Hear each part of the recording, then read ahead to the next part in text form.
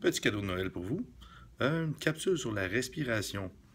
Je vais vous parler que la respiration contrôlée consciemment, c'est l'un des plus puissants et plus efficaces stimuli qu'on peut avoir à notre disposition, soit en tant qu'entraîneur, thérapeute ou même d'athlète, être humain.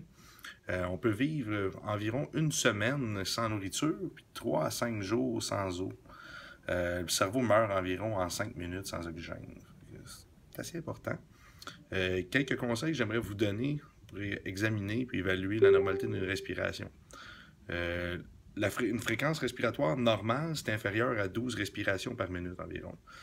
C'est préférable quand même 10 respirations par minute environ. Les centres de contrôle respiratoire vivent dans le tronc cérébral. Le cerveau adapte l'inspiration et l'expiration et les pauses entre les deux, afin de maintenir l'équilibre entre l'oxygène, l'O2, et le dioxyde de carbone, le CO2. Inspirer que par le nez. C'est comme ça qu'on est conçu pour respirer. L'air est réchauffé par l'intermédiaire du nez, en plus de filtrer les pollutions. Puis le volume d'oxygène qu'on peut respirer est réduit volontairement de la sorte. Il est facile de saturer en oxygène quand on respire par la bouche. L'hémoglobine a besoin de CO2 pour libérer l'oxygène vers les cellules qui sont en travail. Donc, trop d'oxygène, c'est équivaut à trop peu de CO2. Ça cause un déséquilibre dans le corps. Contrôler l'expiration par la bouche en pinçant les lèvres ensemble, ça va contribuer à ralentir l'expiration. Pour essayer, si on pince fort, ça engage d'autres muscles, ça va ralentir.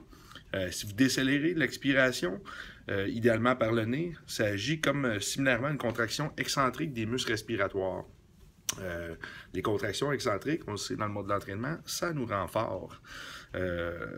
Comme le diaphragme, c'est un muscle, mais il devrait être entraîné pour renforcer comme toutes les autres. Fait que c'est une bonne façon de se forcer à respirer par le nez comme cela. Ça réduit également le volume de CO2 qui est expulsé quand on expire par le nez. Le CO2, c'est un vasodilatateur, tandis que l'oxygène et le CO2 devraient être maintenus en équilibre ensemble. Trop d'air ou trop peu, ça peut être nuisible pour la santé. Ça fait du sens. Une règle sous le pouce à pratiquer, c'est de diriger consciemment l'expiration de façon à ce qu'elle soit 2 à 4 fois plus lente que l'inspiration. Donc,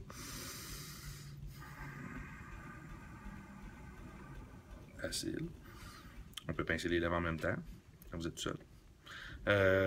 Les chercheurs démontrent que le bâillement n'est pas seulement une indication de fatigue, mais plutôt un signe que le cerveau a besoin de tirer de l'air vers lui, qui nécessite plus d'oxygène pour parvenir à accomplir la tâche que vous êtes en train de faire.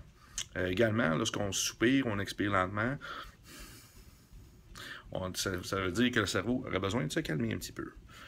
J'aimerais ça remercier David Fleming de Apply Movement Neurology Academy. Il fait des super recherches dans plein de domaines, puis en tant qu'étudiant, je me sers de son contenu. Merci.